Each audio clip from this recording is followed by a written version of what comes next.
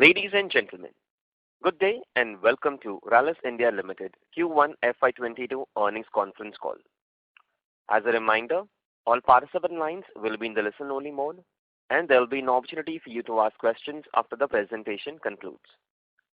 Should you need assistance during the conference call, please signal an operator by pressing star then 0 on your touchtone phone. Please note that this conference is being recorded. I now hand the conference over to Mr. Gavin Desa from CDR India. Thank you, and over to you, sir. Thank you. Good day, everyone, and thank you for joining us on Rallis India Limited's Q1 FY22 earnings call. We have with us today Mr. Sanjiv Lal, the Managing Director, the CEO, Mr. Nagarajan, the Managing Director and CEO, Mr. Nagarajan, the Chief Operating Officer, and Ms. Subhra Gourisaria, the Chief Financial Officer. Before we begin, I would like to mention that some of the statements made in today's discussions may be forward-looking in nature and may involve risks and uncertainties. A detailed statement in this regard is available in the results presentation. I now invite Mr. Lal to begin proceedings of the call. Over to you, Sanjiv. Thank you, Gavin, and good morning, everyone, and welcome to this call. Thank you for joining us on this call. As mentioned by Gavin, I have alongside with me over a call Mr. Nagarajan, our Chief Operating Officer, and Subhra Gourisaria, our CFO. To begin the call with a quick overview of the sector and the trends that we've observed during the quarter, after which I will move to Rallis specific developments. Domestic demand during the quarter has been quite healthy, and there is a good positive growth over last year. Even in international business, we have witnessed good momentum. We did not see any panic buying from the trade and farmers domestically as we had seen last year. And also, unlike the first wave, the second wave of the pandemic has impacted rural hinterland, with most distributors, dealers being directly or indirectly affected by it. We have accelerated our focus behind collections, and this continues to be one of our top priorities. Furthermore, while the overall headline numbers for rainfall during the current monsoon appears to be healthy, the timing and the spatial distribution hasn't been uniform. As far as commodity prices are concerned, soy, maize, pulses and cotton among field crops and green chilies, grapes and apples amongst fruit have been higher. Prices for bajra have fallen significantly year on year. In terms of international markets, chemical prices have shown a steady upward trajectory. COVID-related disruptions continue over logistical movements, in turn impacting cost and availability of key raw materials. However, we believe the situation should improve gradually with time. Moving on to Rallis specific developments, we saw revenue growth of 11.7%, driven by a steady performance across domestic and international markets. If we remove the impact of the lockdown spillover of sales which we had in Q1 21, we have witnessed an overall growth of 19.7%. Growth in the seeds business has been impacted by the purchase of illegal cotton seeds by farmers and crop shifts to soybean. The pricing environment has limited our ability to pass on increased input costs. We have also been adversely impacted by the steep cost increase for both inland and ocean freight across our domestic and international business. Employee cost has registered an increase with reference to the base quarter, where we had not given a salary revision to our employees in the previous. Despite that, our EBITDA margins continue to be around 16.4%. Export income was negatively impacted due to ambiguity and delay in announcement of the export incentive schemes. Overall, PAT for the quarter stood at around 11.1% versus 13.9% for Q1 FY21. Moving on to individual businesses, starting with our domestic crop care business. As we have indicated in our previous calls as well, our efforts are largely directed towards delivering growth by strengthening our product portfolio and distribution reach. Domestic formulation business registered 34% growth year-on-year basis. This was driven by strong performance of some of our flagship brands. We continue to focus on connect with farmers digitally through video conferencing, through Google Meets, supported by aggressive TVC campaign as well as social media campaigns. I'm also happy to say that we have been on our guidance of introducing a minimum of 2 new products annually, in Q1 of FY22, we have launched 3 new formulation products. One is a product from our own 9(3) formulation, which is referred to as Pepe, and 2 other products which were also launched through in licensing. Based on our product portfolio gaps, we have a healthy portfolio pipeline, which is in various stages of development to strengthen presence in various segments. In terms of international business, we had a growth of 38% after removing the impact of sales spillover in the base quarter. Adjusted for spillover effects, growth was witnessed in most of our key active ingredients in Q1. Metribuzin sales were also higher than Q1 of FY21, but it is yet to pick up to a satisfactory level. I am happy to say that we new registrations in our markets in Africa and Southeast Asia as well. Moving on to the seeds business, we saw growth of 3.1%, which was impacted largely by illegal cotton and a shift in cropping pattern to soybean. We launched a medium maturity paddy hybrid and 5 new hybrids in the cotton segment. We continued our focus towards building our Rabi portfolio, which will iron out the cyclicity in our business. Also, as indicated earlier, we will leverage in-licensing opportunities for mustard and vegetable seeds till the time our own hybrid seeds get commercialized. With that, let me now hand over the floor to Shubhra, who will walk you through the financial performance of the quarter.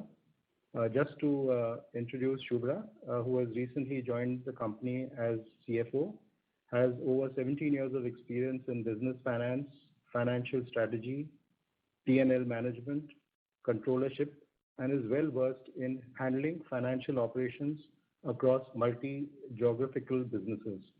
Till recently, she was the General Manager Finance, Home Care for South Asia at Hindustan Unilever.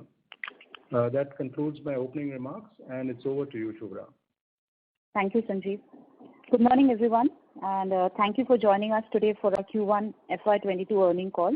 I hope all of you are doing safe and are healthy. Let me walk you through our financial performance for the quarter, post which we will commence the Q&A session. Starting with the top line first, revenue for the quarter stood at 741 crores as against rupees 663 crores reported during Q1 of FY21. This is higher by 11.7%. Without the impact of carry forward of lockdown sales in Q1 of FY21, the growth is 19.7%.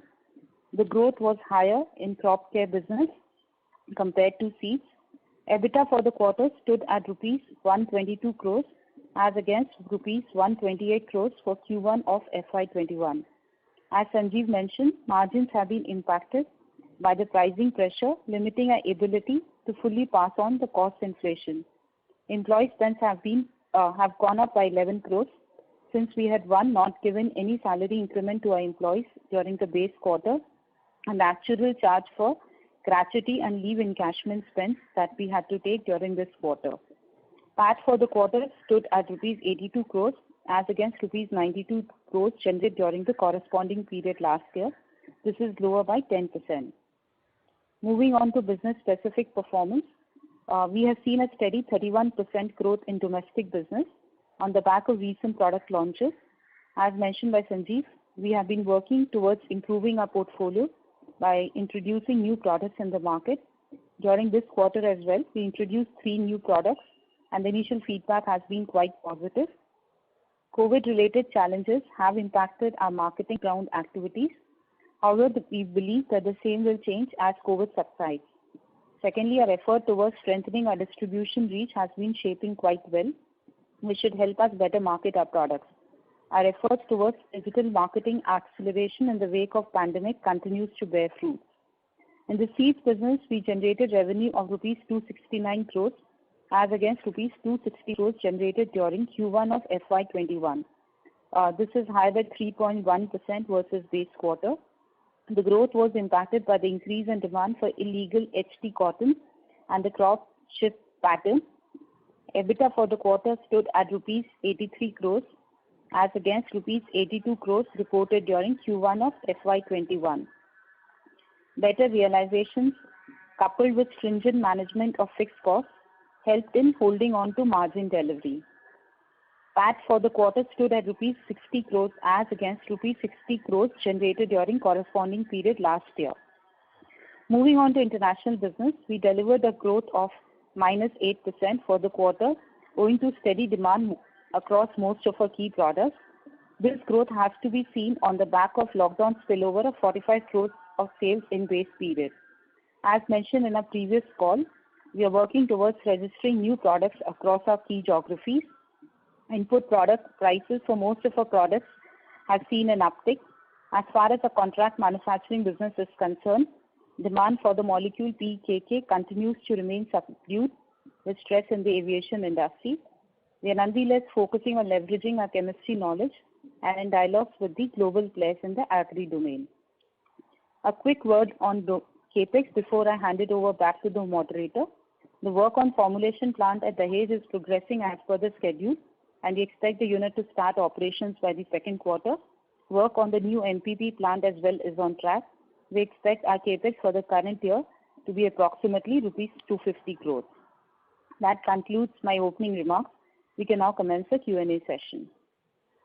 Thank you very much. We will now begin the question and answer session. Anyone who wishes to ask a question may press star and one on their touchtone telephone. If you wish to remove yourself from the question queue, you may press star and two. Participants are requested to use handsets while asking a question. Ladies and gentlemen, we will wait for a moment while the question queue assembles. Participants, you may press star and one to ask a question. The first question is from the line of Rohit Nagaraj from Emkay Global. Please go ahead. Yeah, thanks for the opportunity. So the first question is on the increases in input costs. So we have seen that across the board the costs have increased. On the contrary, we have not been able to pass it on. So what is our perspective in terms of incremental cost increases which are happening, and whether we have the ability to pass it on completely over the subsequent quarters? Thank you. No, there will be some price corrections that we will keep taking, and a lot of the pricing is really determined by what's happening in the market in terms of competitive action, also in terms of the ability of the farmers to pay for it. So we will judiciously look at any kind of price correction as the season progresses. Thank you. So the second question is on the international business. So again, here also we have seen that it has got impacted because of the logistical issues, both in terms of inbound as well as outbound. What is our sense on this, that whether the situation is still continuing in the similar fashion, or will it recover in the coming quarters? And with regards to this, do we have to take certain changes in terms of how we are approaching the global market? Thank you. No, the issue. Yeah, go ahead, Naga. Go ahead. Yeah, no, you're absolutely correct. I think the quarter one we have actually witnessed significant challenges on international business on the freight front. As you are aware, the one is of course the rates have gone up significantly, freight rates. We've also found that it was difficult to actually secure, availability of shipping containers. It has been a global impact. Certain markets have obviously been impacted a lot more than in other markets. If one were to look at how things have progressed, let's say in the latter part of June and let's say early part of July, compared to how things were in the earlier part of June and the latter part of May, certainly I think there is a little bit of an improvement in terms of availability, but the rates still continue to be quite high. From our point of view, the way we are approaching this is that obviously we are trying to take preemptive action wherever possible as regards the raw material front, in terms of making sure that our production doesn't suffer for want of raw material. As far as outbound shipment is concerned, we have also been focused on trying to sort of book the containers, book the shipping lines as much as possible under the circumstances. That is how we've been navigating so far. With regard to how things might move forward, I guess it is a little bit difficult to predict. But from our point of view, these are the actions that we are taking. Yeah, that's helpful. So just one last clarification on the strategic perspective. So on the contract manufacturing, anything that we have finalized in terms of products, in terms of application areas, and when do we have a definitive understanding of where we want to proceed on this front? Thank you. No, on our contract manufacturing, as we said, for us, this is an important area, and it is an area where we have started focusing on only in the last year and a half. And as already mentioned in my previous call, that we have put a good structure in place for business acquisition. Discussions are currently underway with multiple potential partners. And it is still work in progress. There is nothing to confirm as of now. It will take its own time, considering that we have not been very active in this part of the business. So it will take its own time, and we are putting the necessary resources behind it. So as of now, there is nothing to report. Thank you so much, and best of luck, sir. Thank you. Thank you. A request to all the participants, please restrict to 2 questions per participant. If time permits, please come back in the question queue for a follow-up question. The next question is from the line of Varshit Shah from Veto Capital. Please go ahead. Yeah, hi. Thanks for the opportunity. And congratulations, Shubhra, for joining Rallis. So my question pertains to that if you see your pricing action has been slightly lagging behind the competition. So is that assessment correct and slightly garner a higher market share in the domestic business? That's my first question. Probably it is for Naga and Sanjeev. Okay. Sanjeev, can I go ahead? Yeah, Naga, you can go ahead, please. Yeah, I think if one were to kind of ask the question in terms of what has contributed to our improvement in market share, frankly, I would say it is less to do with the pricing action and more to do with some preemptive work that we had undertaken in Q4. One of the important things that we had focused on was in making sure the learnings from the previous year with respect to availability of particular SKUs of particular products is improved because we do have a challenge of producing some of the SKUs in a given period of time because of the labor intensity. And since we had felt that in Q1 we are likely to face the kind of challenges that actually we did face, we had taken some of these production in Q4 itself, and thereby we had built up some amount of finished goods inventory, particularly I'm referring to the smaller SKUs, and that allowed us to be able to improve, in fact, to some degree. The other one, of course, is that if you look at our herbicide segment, we did introduce Enzip as a product last year, and we also introduced 3 Plus this year. We also gained volumes on the back of that, plus we also gained volumes on some of our legacy products, strong brands that we have. So one would think that those were probably the bigger drivers for our increased volumes and perhaps improved market share as well.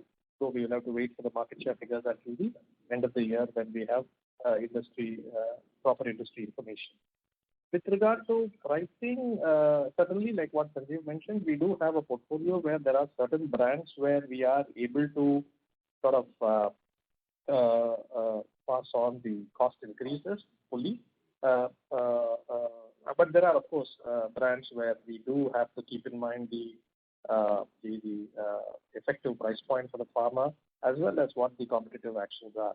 So we do have a mix, and for those cases where we have been perceiving a significant competitive pressure, we have chosen not to pass on the full cost. But certain other cases, we have been able to do that.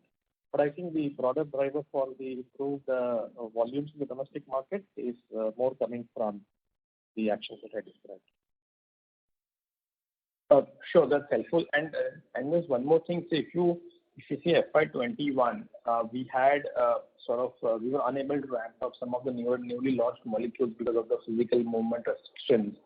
So where are we on that in terms of now further progress, and how much of that, probably not a particular numbers, but probably is that also one of the important element in the growth acceleration which we have seen in Q1 on a like-to-like basis, excluding the impact of the spillover?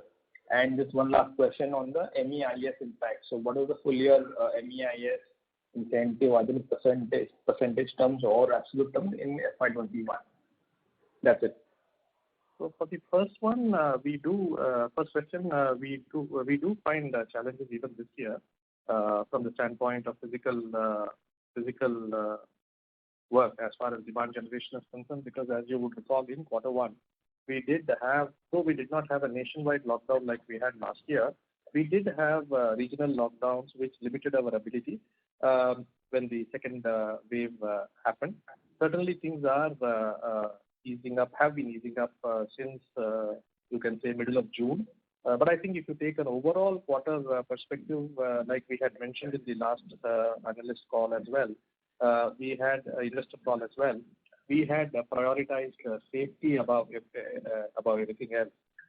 So we have got impacted. However, what we did this year is that, learning from the experience of last year, we did increase the amount of effort on the distance marketing front.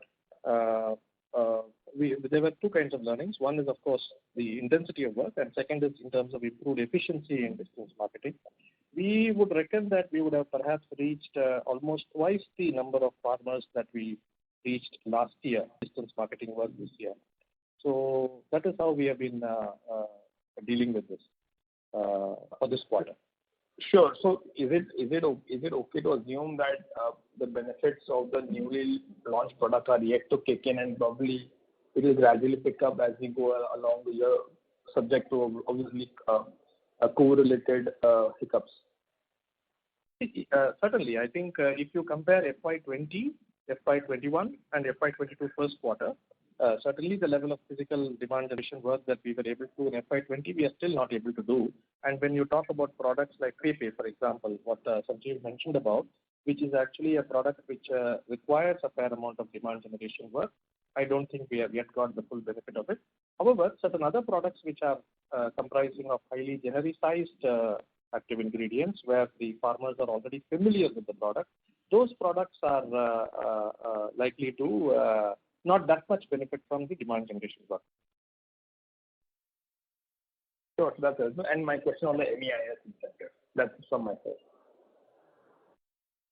Would you have the figures? Hello? MEIS? Would you have that? Oh, yeah. So MEIS, of course, as you know, there has been some bit of ambiguity, and hence we have stopped recognizing that as a revenue. So we have seen an impact of close to this quarter because of non-realization or ambiguity around announcement of MEIS scheme.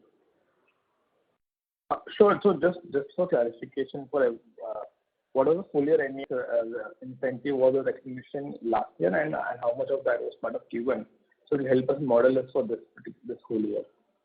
So I wouldn't have the full year numbers handy, and it also depends on how much of the export revenue we do. As I mentioned, for Q1, we had seen an impact of 3 crores for MEIS. Sure. Thank you and all the best. I'll get back in the queue. Yeah. Thank you. I request to all the participants, please restrict to 2 questions per participant. If time permits, please come back in the session queue for a follow-up question. The next question is from the line of Madhav Marda from Fidelity. Please go ahead. Hi, good morning. Thank you so much for your time. I had 2 questions. The first one was on the contract manufacturing business that we are speaking about. If I understand right, there are quite a few players in India who are sort of well entrenched in this business since maybe 10 odd years. Just wanted to understand, is there a specific type of chemistry or competitive positioning that we are trying to focus upon that will help us differentiate versus these players who've been in the market for longer than us? No, so actually, there's a lot of work which we are doing on multiple chemistries. Of course, we've been very good at certain chemistries, but as part of our overall portfolio, where we are adding new products to even our international business, there's a lot of work happening on multiple chemistries. So we are not limiting ourselves to the type of chemistries that we can take up for any CM kind of opportunity. Your observation is correct that there are some well-entrenched players, and therefore it becomes all that more important for us, or rather I would say the kind of effort that is required to try and bring in CM opportunities for our company, and that is where the work is currently underway, Madhav. Just a follow-up to that, basically this would be CRAMS work that we would be doing, or would it be just contract manufacturing, or is it like some part of research and custom synthesis also? How would that work out for us? No, actually currently some of the discussions which we are having is also including some amount of synthesis work. Okay. So we can call it CRAMS, we can call it CM, but these are not the patented molecules. Okay. So let me just also clarify that. Yeah. What we are working on is not the patented molecules. Okay, got it. And my second question was, for the domestic crop care business, where we had the 31% growth, could you break it down in terms of price and volume for the quarter? Shubha, would you like to just share the number? Yeah, we specifically do not talk about volume and price growth, but on a broad basis, I can say it has a fair mix of volume and price growth, because it also varies depending on, as Naga alluded, between different products where we have a market premium, where we're able to command higher price growth, vis-a-vis some products where for getting market share, we would have we would have not taken pricing very aggressively. Okay, got it. Okay, thanks. Thank you. The next question is from the line of Abhijit Akella from IIFL Securities. Please go ahead. Yeah, good morning and thank you so much. So just one follow-up on the domestic formulations growth. So, this is the second successive year of strong growth in this quarter for us. Last year also we had grown, I think, some close to 25% in domestic formulations in 1Q. Just wondering, this number might be rather high compared to what the industry might be expected to do for this 1H for the Kharif season overall. So should we expect that there was some amount of channel filling this quarter and growth will probably slow down a little bit in 2Q? Is that how we should look at it, or you think this 25-30% growth can be sustained even in 2Q? No, Abhijit, Naga, let me just take that. Yeah. Abhijit, we do have a very, very good approach in terms of how we are placing product, and it is really based on demand. And last year, you'll recall that there was some amount of panic buying by the trade because they didn't know whether material will be available or not. That is not the situation this year. So there is a certain amount of expectation that we have from the way the monsoon has picked up, and on that basis only we are placing our material. And one of the points that Naga has already pointed out is that there was some expectation of certain SKUs that were more important, which we missed out on last year, which we are able to do this year with better planning. So that has also helped us in the current quarter. And we do expect a reasonably good Kharif. So we don't think that we have overplaced any material. It's been done very judiciously in what we expect to sell. Naga, you may like to add. Yeah, no, absolutely. I just wanted to stress the last point, what you mentioned, that we have felt fairly comfortable with the level of channel inventory that is there for our products. But like you correctly point out, Abhijit, the first quarter is always the placement quarter. We will have to wait for the full, H1 for understanding the trends with regard to Kharif. Last year, for example, as per the industry data, the growth rate in the industry was, the full year growth rate was closer to 9 to 10%. Although in the first quarter we did have much higher growth because of the panic buying, because of various factors that happened last year.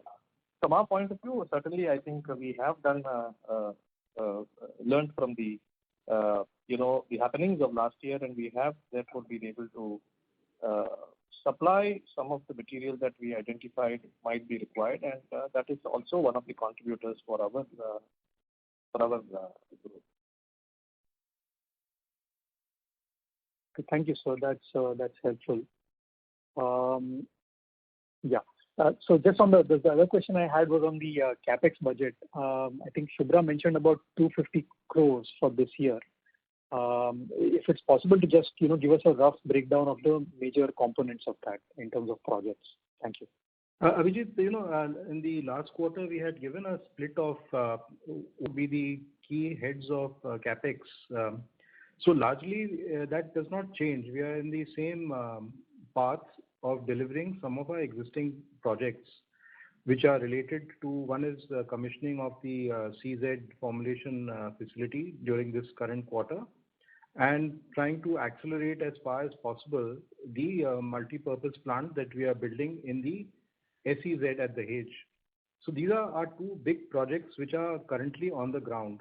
Many of the other projects are already coming towards closure, which is related with the Metri resiting into one particular plant, which we had already talked about. So that is already coming up for commissioning during this month.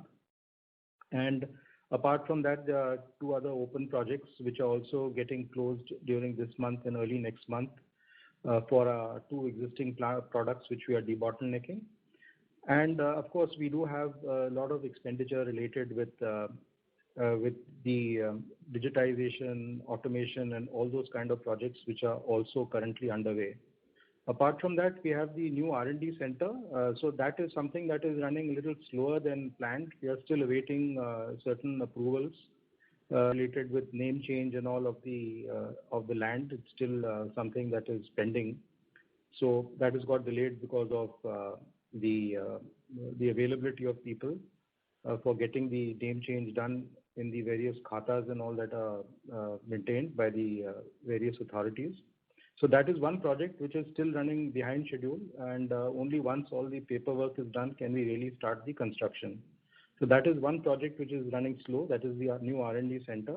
And in the meantime, what we've already done is we've added significant additional capacity in our existing facility which we have in Bangalore. And we've also added more people, and we are currently running there in 2 shifts to avoid any delay in any of the projects that we want to undertake. Apart from that, we're also working with some CROs for some of the projects that would have otherwise been taken up in-house. So if you can just refer to the investor call deck of last quarter, there is no significant change in the overall approach that we are taking on CapEx. Great, got it. Thank you so much. Wish you all the best. Thank you. The next question is from the line of Tarang from Old Bridge Capital. Please go ahead. Hello team, good morning. Couple of questions from my side. One, if you could give us your ITI for Q1 FY22 and the similar figure for the last year same quarter. And the second, some sense on the competitive intensity in the market. And how are the consumption patterns right now in the hinterland, given the high commodity prices, strong Kharif Rabi last year, but then there's the impact of COVID-19, the second wave going to the rural land as well. So just wanted to get your thoughts on that. Naga, would you like to? Yeah. I will take the second one first, just to sort of give you a little bit of an overall feel of how we are seeing the industry moving. As you know, the rain started off very well this year, but however, after the third week of June, there has been actually a slowdown, and this is what was mentioned in the opening remarks by Sanjeev, that there has been a bit of a soft kind of a monsoon or a paused kind of monsoon. But however, I think it got revived in the last, let's say, 10 days or so. And we are therefore hopeful that the original prediction of normal monsoon will prevail. With regard to the sown area, we don't see much of a difference. In fact, the estimates that are made are plus or minus 1 or 2% of last year. Not very different. The progress of sown area was good early, but then it kind of slowed down. Therefore, the season's progress has actually been a little slower compared to last year. But like I said, we are still hopeful that the overall acreage will be reached. In the market, the flow of credit has been good. Agricultural credit in May 21 was about 10% growth compared to 5% in May 20. So it's certainly a favorable situation. But because of the variation in the rains as well as because of commodity prices, we do expect quite a bit of crop shift. Of the commodity prices, as soybean has been ruling very high this year compared to last year. Cotton is also higher than last year, as is maize and some of the pulses like food. So this crop shift is something which has implications in our portfolio, for cotton certainly, in our seed portfolio, and for also hybrid paddy in our portfolio, because in some of the North Indian markets there has been an increase towards OP varieties or selection rice compared to hybrid paddy. On the fruit and vegetable front, green chilies, grapes, apples, these products have had good commodity prices, so that is actually a favorable situation.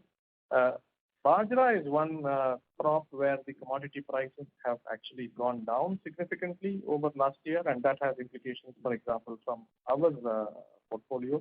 But net-net, it is expected that the farmers will adapt to the situation through these kinds of crop shifts, so the farming profitability is also expected to be actually higher on a per acre basis compared to last year. With regard to COVID, you are absolutely correct that this second wave has been more damaging, I should say, for the rural areas. We have had some of our channel partners who have got impacted because of COVID. Some of them have passed away as well. We are working through some of the challenges that it consequently creates. Movement has been a challenge. The freight rates have actually gone up substantially. So net-net, one would say that Q1 has been a challenging and difficult quarter. Towards the end of June, one would say that things have certainly begun to look up, and we are hopeful that as we come out of the second wave kind of a situation, things will stabilize. Of course, the fear is there in everybody's mind, and with regard to the third wave, which all of us are aware of, and from our point of view, we are prioritizing employee safety, partner safety, those areas we are continuing to focus on. That's broadly in terms of how the quarter has been. If any particular aspect of the quarter you would like to sort of ask, I can respond and then go to the ITI. No, this is all right. Just the only thing, while on the cropping pattern I understand, I wanted to also understand from the rural consumption perspective, as in, are the farmers, because you said that you did face some competitive intensity on pricing, which sort of pushed your gross margins. So are the farmers willing to spend more given the strong seasons that they've gone through in the past, or you don't see any such trends emerging? No. I think on that purchase behavior, certainly last year also we had, if you recall, in the beginning there was this feeling that the farmers might downtrade, or there might be some kind of value purchases in the sense of, let's say, more generic products at lower prices. That is not something which we witnessed last year as well, and we don't expect that would happen this year too.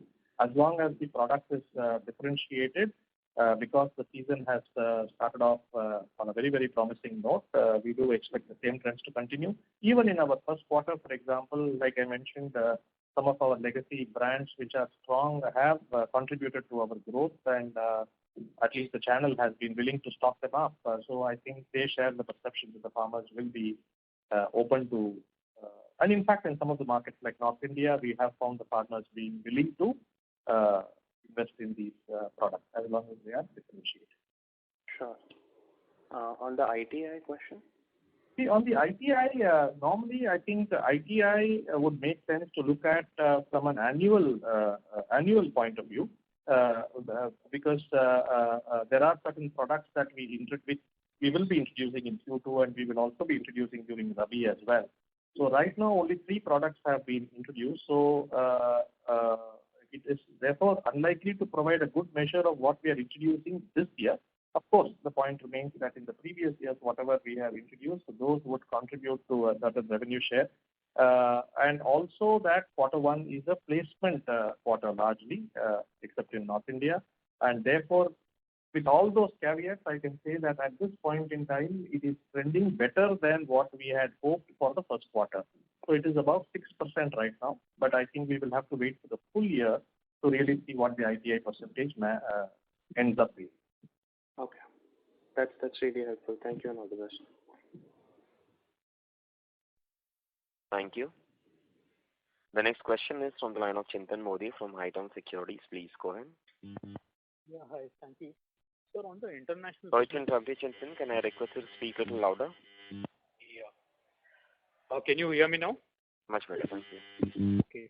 Sir, on the international business side, when we look at the growth for this spillover in the base quarter, could you give us some sense, like, how much was the volume contribution and what would be in the pricing? Because last year we have seen a steep increase in prices. So wanted to understand that lower prices in the base quarter has already started kicking in, or it will kick in from next quarter? Yeah. So I think, Sanjeev, shall I go ahead and respond on this? Yeah, go ahead. Yeah. So, hello. Chintan, may I request you to mute your line from your side? There is a bit of static coming from your line. Am I audible? Yes, go ahead. Yeah. So what I would respond is as follows. If you adjust for the spillover of last year, for all our key AIs, we have actually witnessed growth in terms of volumes. In terms of the price realizations, metribuzin is really the one where there has been a substantial drop through the year last year. So if you see compared to Q1 of last year, the realizations this year are still ruling lower. So it is not yet in the base. However, if you compare it with Q4 of last year, the prices have been slightly improved on the metribuzin front. So the full impact of the metribuzin drop is not yet reflected in the base quarter. Other products have been reasonably stable. Sure. And sir, just to add more on this, like last quarter also we saw 75% growth. This quarter also decent growth. The momentum is good. So, but so it indicates that the demand has been good. But do you think there is also a lot of supply coming into the market, which is not allowing the prices to kind of go up at least quite a bit? Are you referring to the international market? Sorry, international. No, international market, no, in a general sense, the prices for all chemicals have been firming up. I think that is also something which Sanjeev mentioned in his opening remarks. So, specifically to individual products, yeah, there could be varying demand supply position in each of those products. And that is what I mentioned, that in the case of metribuzin as an example, the prices have improved over Q4 in Q1. If you look at acetate, prices have actually been much higher compared to Q4. So it is actually product specific, and in a general directional sense, the prices have actually been increasing in Q1 compared to Q4. Sure. And just one last question on the gross margin. I missed your comments. Whether this reduction in gross margins was largely to do with domestic or international business?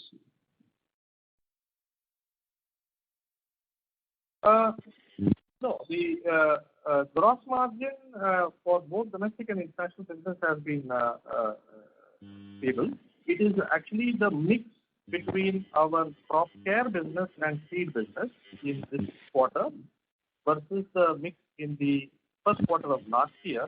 That is the reason for the gross margin reducing.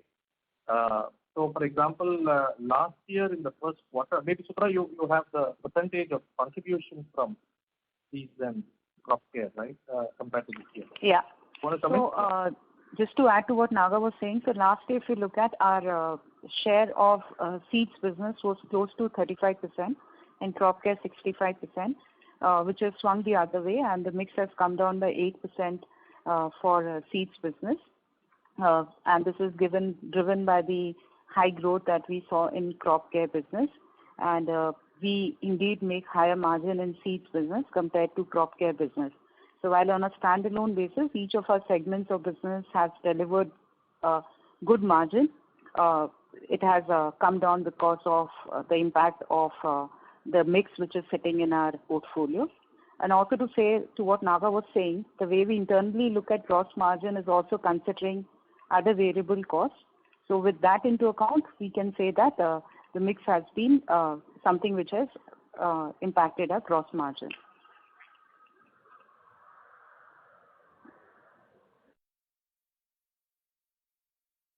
Does that help?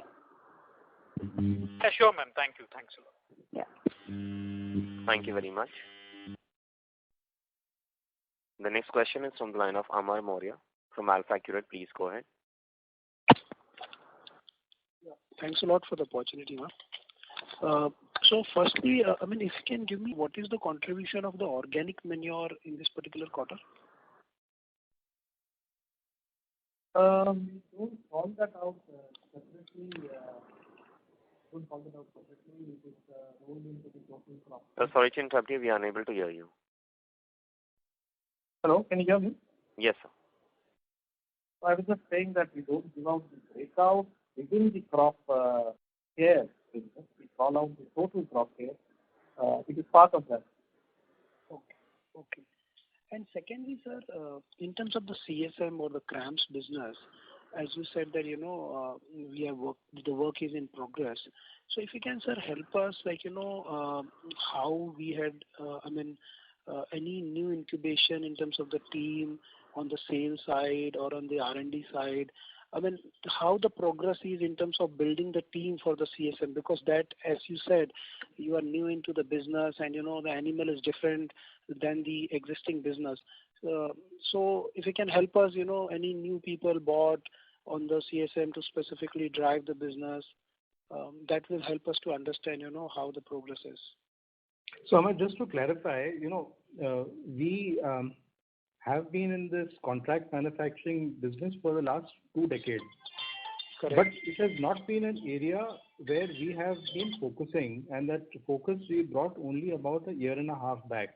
Correct. And to support this part of the business, we have put in place a business team, and we've also created a team at the R&D to support the business team. So I had mentioned that we have added resources to the R&D setup, and we have also started working extra shifts and all that, so that, one is the physical distancing and all that we need to maintain, and also there's a limit which is there in terms of number of people who can be at a particular area in one point in time. So keeping all that in mind, one is that we've moved to a 2-shift operation. Second is we've added more chemists, more scientists to our team. And second is that we have split the R&D team between a team that is supporting contract manufacturing and a team which is working on our own reverse engineering synthesis of the AI portfolio that we are building. So that is how we have resourced this particular part of the business to focus on getting opportunities for us. Okay. So one is that, one is basically building the portfolio or building the AIs. That is basically the R&D part of the business. I was focusing more from the marketing point of view, ultimately somebody has to go and showcase that. So are you saying that that has been done by the existing sales? No. There is a business team. I mentioned to you that we put in place a business team, which you can call marketing team, or we are calling them a business development team. Okay. So that team is already in place. Okay. So how many people, sir, in the sales, the business team? 2 people. Two people. And based out of India, based out of international market? Based out of India, currently based out of Mumbai. Okay. Got that. So anyway, even for this, like the way we are dealing, using video conferencing. These meetings are happening over video conferencing, so even potential customers are preferring that in the current situation. So that's not an issue as of now. But yeah, I mean, once things normalize, people will travel. Okay. And sir, I mean, in terms of the molecules, how many molecules we would be working, which would be at a discussion stage which can culminate into the business, let's say in, predictable future? So, while without getting into numbers, just to say that the team has got their hands full. So they've got enough work to do on the inquiries that we are currently dealing with, including the R&D team. Thank you, and sorry to interrupt you. Amar, I'll request you to come back in the question queue for a follow-up question. The next question is from the line of Rohan Gupta from Edelweiss Financial Service. Please go ahead. Yeah. Sorry. Hi, sir. Good morning, and thanks for the opportunity. Sir, first, if you can just give absolute numbers for our seed and domestic agrochemicals and exports. You had started this practice of giving these separate numbers that I think is not provided in the current quarter. So if you can give absolute number for the current quarter as well as for the last year. Hello, Rohan Gupta. Yes, sir. Can you hear me? There's a lot of disturbance coming from. Request to speak through the handset. Sir, can you hear me now? Yeah, perfect. Okay. Sir, I was asking, can you give us absolute numbers for the seed, domestic agrochemicals and exports for the current quarter and last year? Sir, you started this practice of sharing this number on a quarterly basis, but I think that this quarter is being provided. So can you just clarify on those numbers, sir? So it is in the investor presentation. If it is not yet uploaded, maybe it will be. The seed revenue was 269 crores this quarter. Last year, first quarter was 261 crores. The crop care revenue was 471 crores this year, first quarter. And the last year was 401 crores. The EBITDA and PAT numbers are also displayed, and it will be part of the the investor presentation. Can you share also the export numbers, sir, separately? Yeah, it is also in that sheet. This year, the share of international business is 28%, compared to last year, 36%. That is because in the last year, these numbers are without adjusting for the spillover. Okay. Sir, second question, we have seen that a lot of input cost driven price increase is there in the market across the agrochemical, and given large part of our product basket is a generic in nature. So can you, sir, give some sense that what kind of price increase in general or average we can expect for this year, and how much it has already been in the first quarter?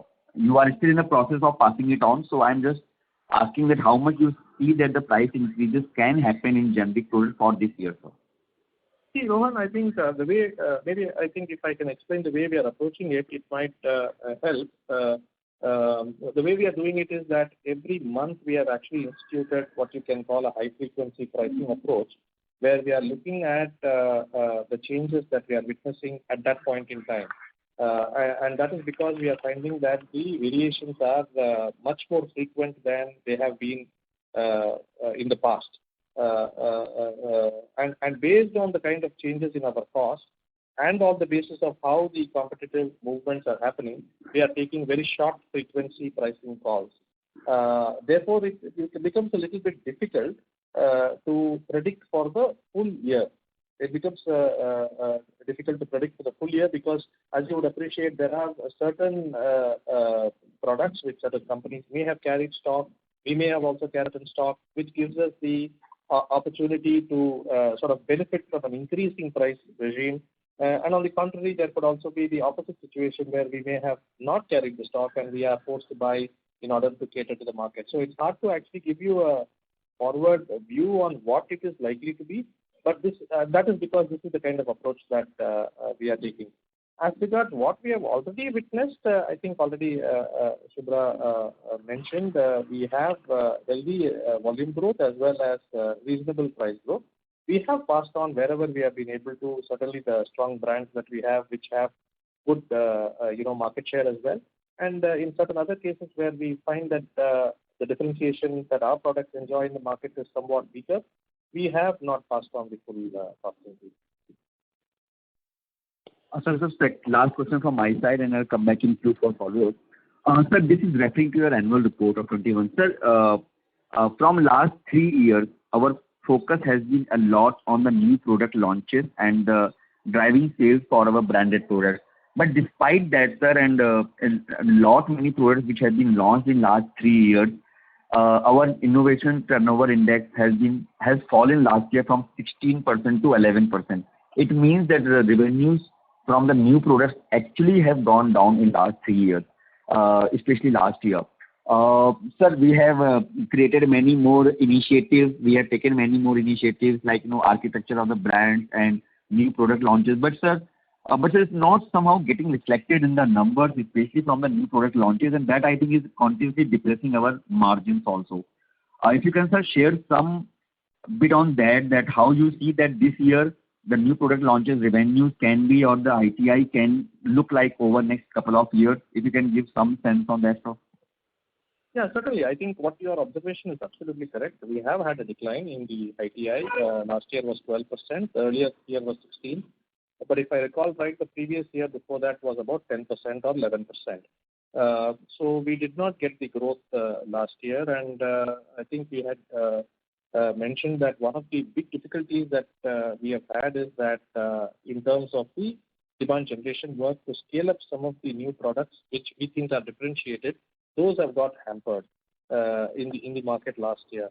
We continue to face those challenges this year also, although that is not deterring us from introducing the new products, because we do want to sort of attempt to market these as best as possible, and of course be poised for any opening in the market that can happen if the COVID were to subside.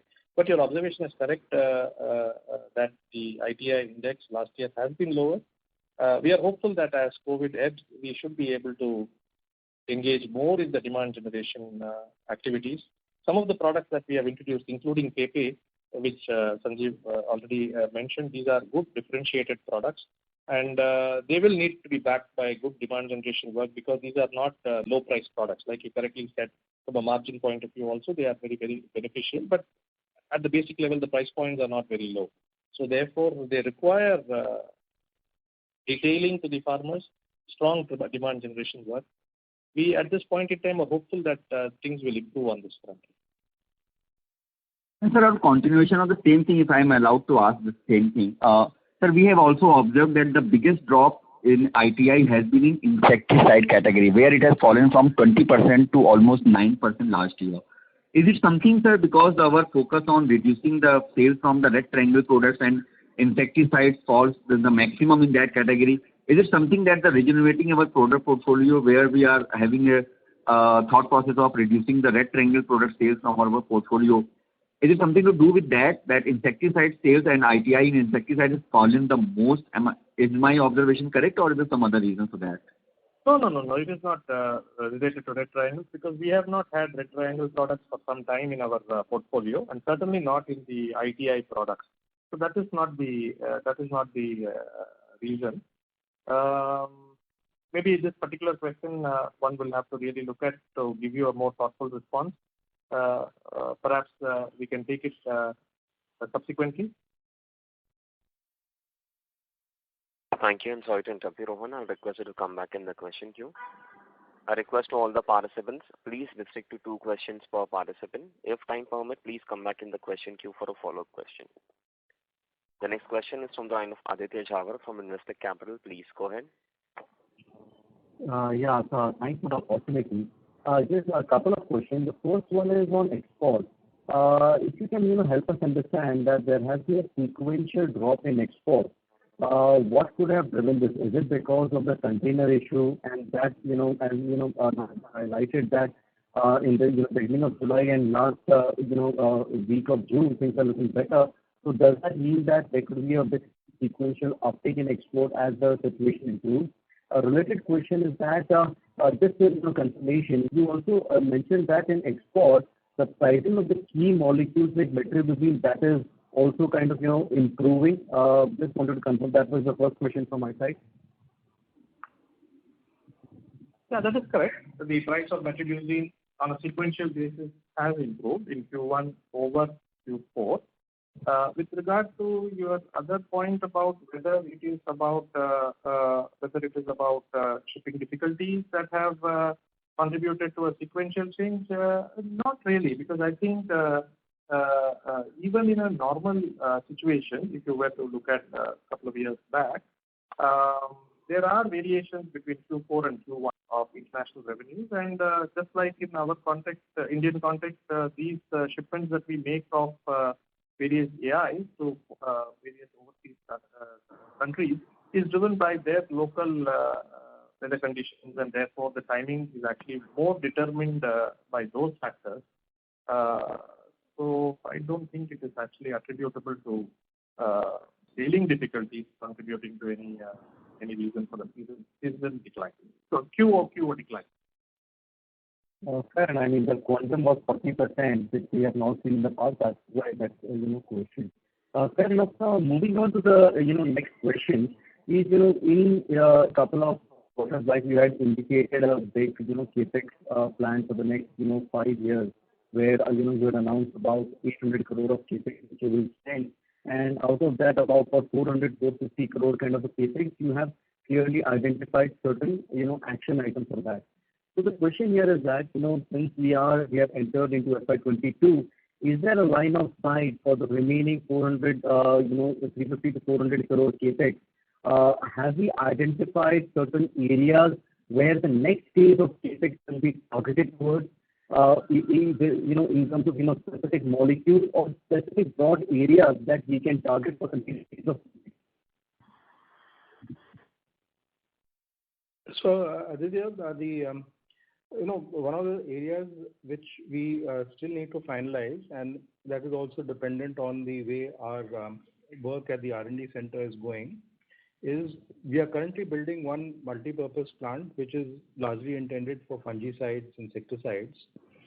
We need to build one more multi-purpose plant for the herbicides, which is also the work which is currently happening. So we will take that decision perhaps during the course of this year as to when to start the work on that. So this year we are really focusing on closing out on some of the key projects that we have taken up so that we can start commercializing products from them. So this is the current focus.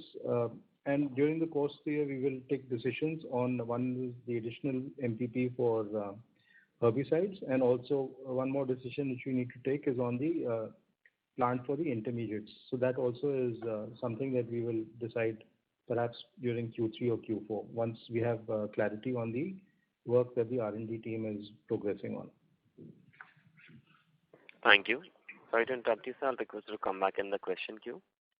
The next question is from the line of Prashant Biyani from Prabhudas Lilladher. Please go ahead. Yeah, thanks for the opportunity. Sir, the pricing pressure is mainly coming only from metribuzin, or is it also in the domestic business that we are seeing some sort of a pricing pressure? No, it is there in various products, certainly in domestic market also. We are facing pricing pressure. Sir, despite the overall environment being good and the underlying demand also relatively better, with regular price hikes also, then what could be the reason for the pricing pressure in the domestic market? See, actually, the increases in some of the raw materials have been substantial. I mean, if you look at increases in certain raw materials like acetic anhydride, for example, these are all substantial increases. These are not small 2%, 5% kind of increases. So therefore, in order to be able to pass on those kinds of increases, the resultant farmer prices will have to become substantially higher, which becomes difficult for the customer to be able to bear. So really speaking, I think these are abnormally high cost increases that we have witnessed, and that is the reason why there is a pricing pressure. Thank you. we move on to the next participant. The next question is from the line of Nirbhay Mahavar from M Square Capital. Please go ahead. Yeah. Sir, is there any significant inventory addition in the seeds vertical? Because I'm sure you would have not prepared for a 3% growth in the business. Yes, we do have, but that is also because we had consciously taken a higher quantity of paddy production in Rabi of 2020. Rabi of 2020, because we have, again, as a learning from the previous years, found that having some level of buffer stock is useful for us to capture some of the opportunities which we were otherwise losing, and therefore we had deliberately taken a higher quantity of production. And that production has come in during the course of this quarter, some of which came in after the shipment of paddy seeds for this quarter. Those have been inventoried, and therefore there is a higher level of inventory compared to last year. If we look at all the three verticals, domestic, international and seeds, while two verticals are showing clear sign of buoyancy, in seeds from some time we are seeing some kind of stagnation.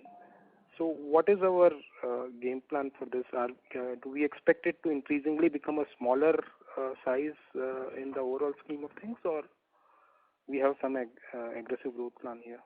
No, actually, we don't expect the contribution or the share of that business to become smaller. But you are right that I think we have not been able to get the kind of growth that we were hoping to get.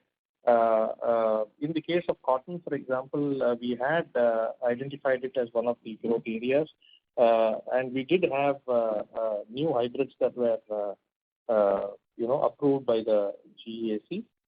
We did launch them, though of course this year was the first year. In fact, in the opening remarks, I think Sanjeev mentioned that we introduced 5 new products.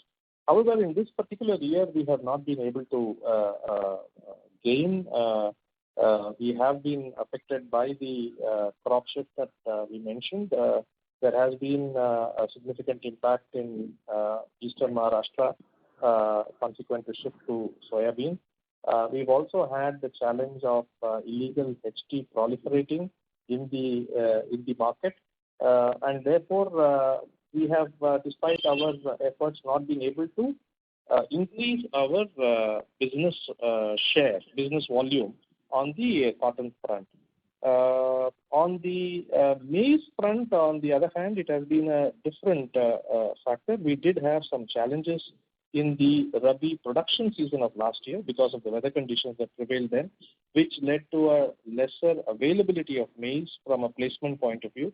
And this is something which is what had in the past affected us in the case of paddy, and that is what we took higher production in Rabi, and certainly for maize as well. We will plan as we go forward, but certainly quarter we got impacted because of limited availability. So from our growth point of view, we still think that cotton represents an important area for growth. We have introduced these hybrids this year, and we should focus on scaling them up in the years ahead. Thank you. On vegetables, things have been actually more satisfactory, which is another area which we have called out in the past as a growth area, and quarter one has been satisfactory from our point of view.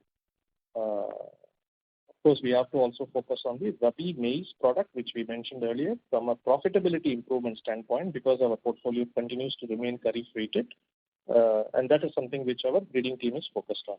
But you're right. I think we have work to do on the seed side.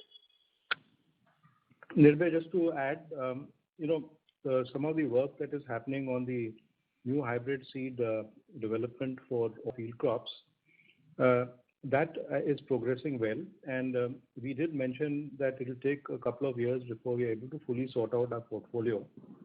We have already launched 5 new products in cotton, which Naga mentioned. Of course, these have to be scaled during the subsequent years. So our pipeline is looking reasonably good, and some of the pre-commercial work that we are doing on some of these hybrids is also looking positive. So overall, while it has not created the kind of growth that we were expecting, I think there is a positive trajectory that we can see in the coming years. Thank you. We move to the next participant. The next question is from the line of Somaya V from Spark Capital. Please go ahead.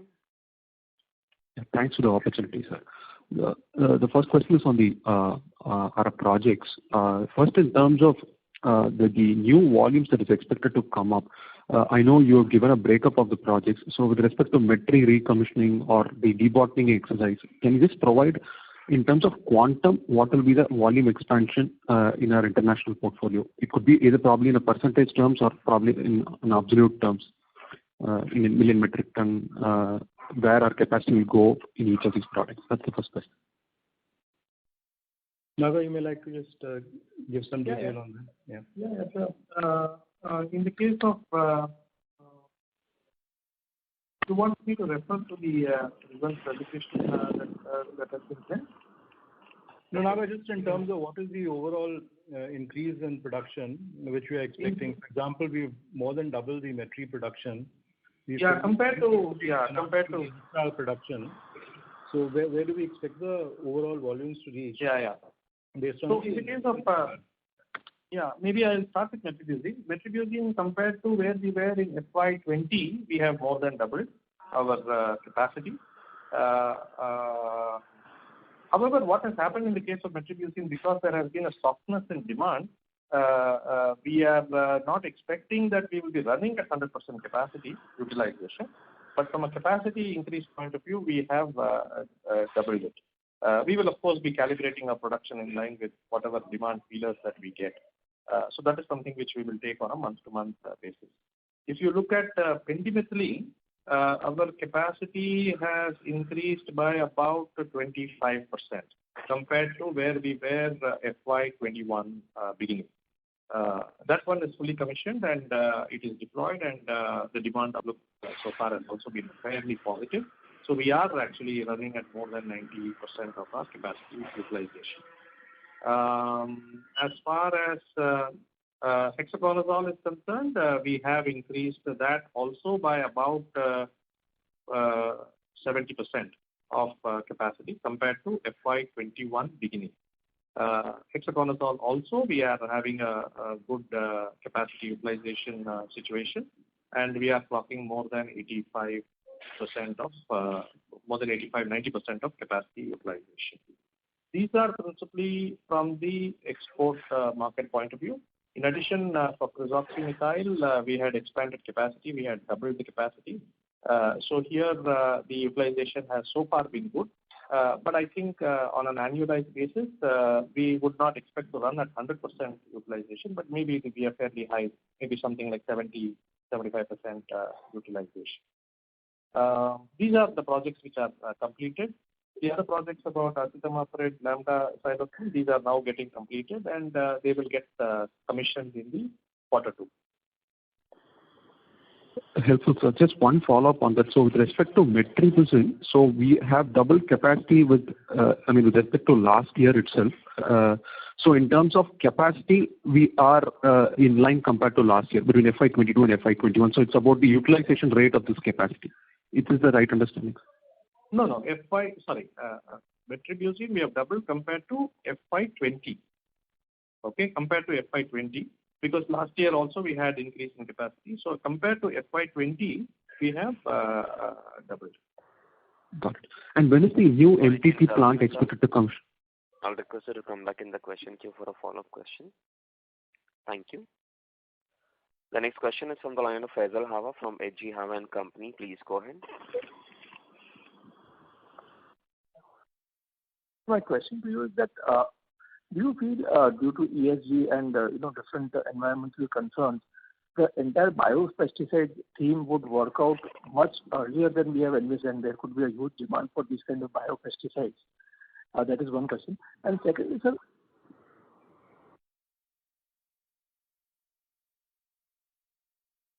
Hello, Faisal, can you hear us?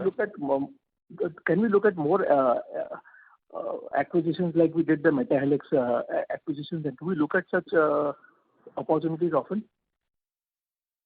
So just to further highlight, while we did not talk anything during this call on the biologicals, we have already launched a couple of products during the last financial year. And even this year, we will be launching a couple of biological products. This is an area which is important, and even from a export perspective of some of the crops that are being exported out of the country, there is a need for farmers to use products which reduce the MRL levels for certain kind of chemicals. So we are focused on this category of products. And apart from that, even our crop nutrition portfolio is doing fairly well. We've been adding products. Even during Q1, we did add a product for nutrition related with the apple crop. So that product has already been launched. Last year, we had done a similar kind of crop nutrition product for foliar application for the grape crop. So these are areas where we have been slowly adding products to our portfolio. So your second question, Faisal? Yeah. What is that? My second question is that do we look at more acquisitions like Metahelix? Acquisition. Yeah, sorry. No, this is something that we constantly look at, and we will make the appropriate decision because it has to be value creating for Rallis. So we regularly scan to see what are the things that we need to add to our portfolio. So we will go for acquisitions as and when we find something that will be value creating for Rallis and its shareholders. But do we feel that the biopesticide movement could really accelerate a lot faster than we have envisaged? And how well prepared are we for that? Well, let's say that we did have a few biological products in our portfolio over the years, and we have now made a conscious effort in terms of adding more products into our portfolio based on our package of practice that we are recommending for various crops, whether it is field crops or whether it is horticultural crops. So we have been adding products. We'll be launching new products, as I mentioned. So this is certainly an area of focus for us. We will continue to build this portfolio while we drive crop protection as well. Thank you very much. We move on to the next participant. The next question is from the line of Ashwin Reddy from Samatva Investments. Please go ahead. Yeah, hi. Good afternoon. Thank you for the opportunity. So I've already had two questions. First one is on the contract manufacturing bit. So I just wanted to understand what specific steps are being taken, because the reason I ask is I understand there's been a management change and there's been a change in the company's direction. But contract manufacturing has been a focus area for a long company.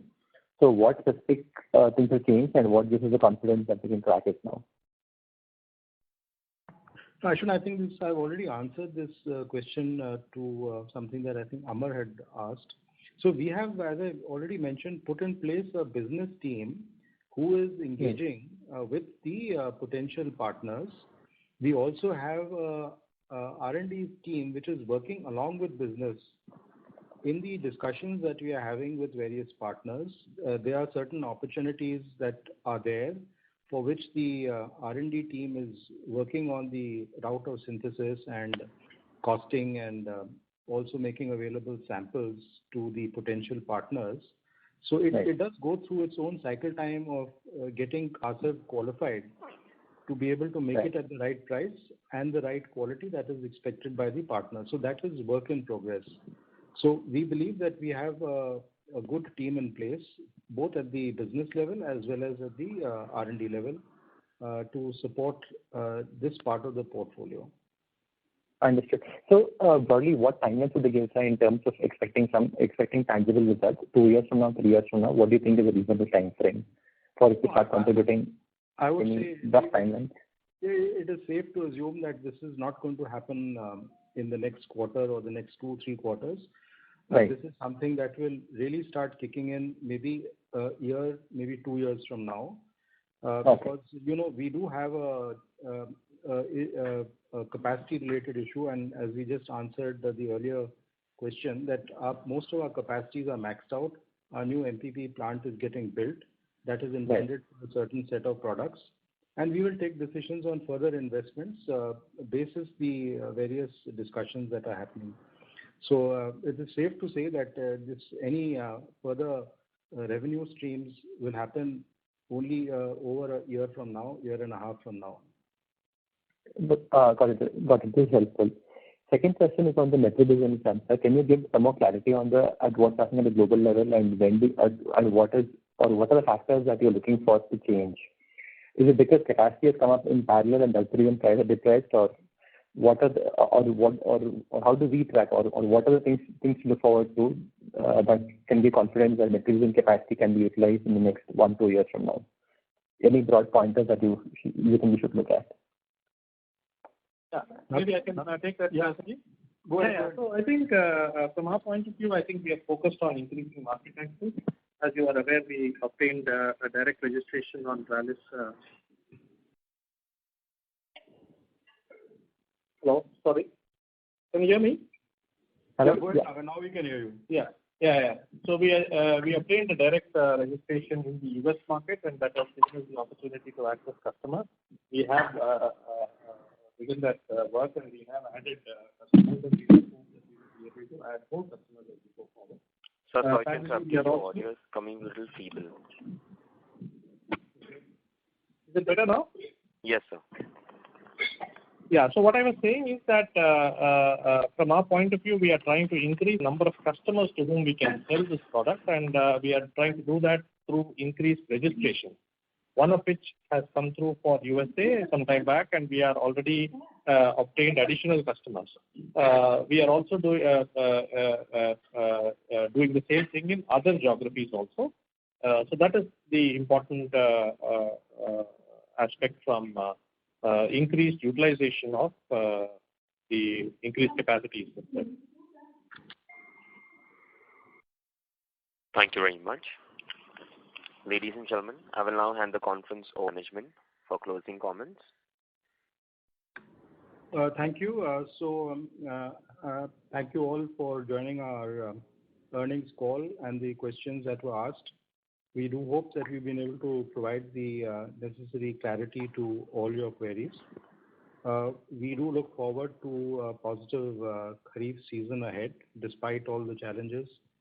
We are optimistic because things on the ground are certainly showing directional improvement, and we hope to have a reasonably good Kharif season, and we will again meet at the end of next quarter with the set of results. With that, it's back to you, to the moderator. Thank you very much. On behalf of Rallis India Limited, that concludes this conference. Thank you for joining us. You may now disconnect your lines. Thank you. Thank you.